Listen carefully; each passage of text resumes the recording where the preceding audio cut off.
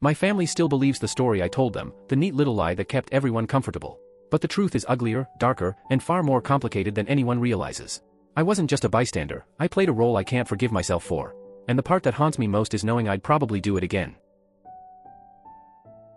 It was minus 10 degrees Celsius on Christmas Eve, yeah, the kind of cold where the air itself feels like needles on your skin. The weather guy had been practically begging everyone to stay indoors because a temperature like that doesn't just make you shiver, it punishes you. It steals the feeling from your fingertips, turns every breath into fire, and if you stay out long enough, it can take your life. And yet there I was, 15 years old, standing on the front porch of the house I'd grown up in, wearing nothing but jeans, a thin sweater, and socks that were already soaked through. No coat. No boots. No gloves. Nothing protecting me from the wind that howled through the neighborhood like it was looking for something to kill. How did I end up outside like that? Because I corrected my father at dinner. Yep. That was my entire crime. One second we were sitting around the Christmas Eve table, listening to some soft carols from the speaker, trying to pretend we were a normal family. And then I spoke up.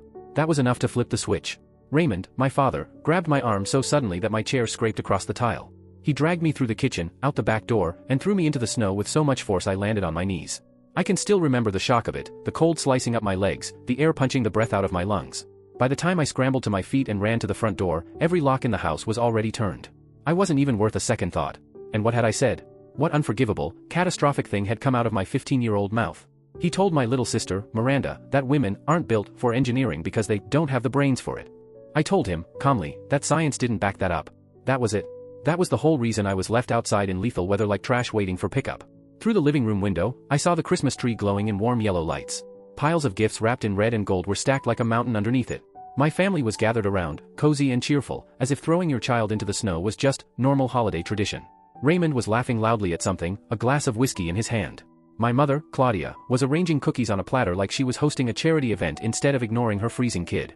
Miranda sat curled up on the couch, blanket pulled up to her chin, guilt written all over her little face. She was probably relieved she wasn't tonight's punching bag. I knocked on the window, hesitant at first, then harder when nobody looked up. My mother finally glanced my way. Our eyes met for half a second. And then she turned her back on me and said something to Raymond.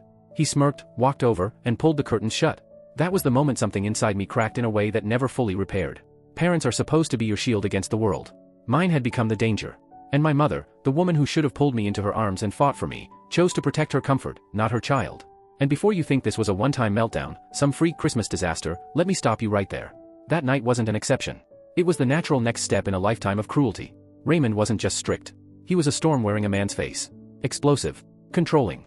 Obsessed with obedience. When I was little, 4, maybe 5, I honestly thought all dads were like that. I thought other kids also lived in houses where you measured every word before you spoke it, where silence hung heavy because it could mean either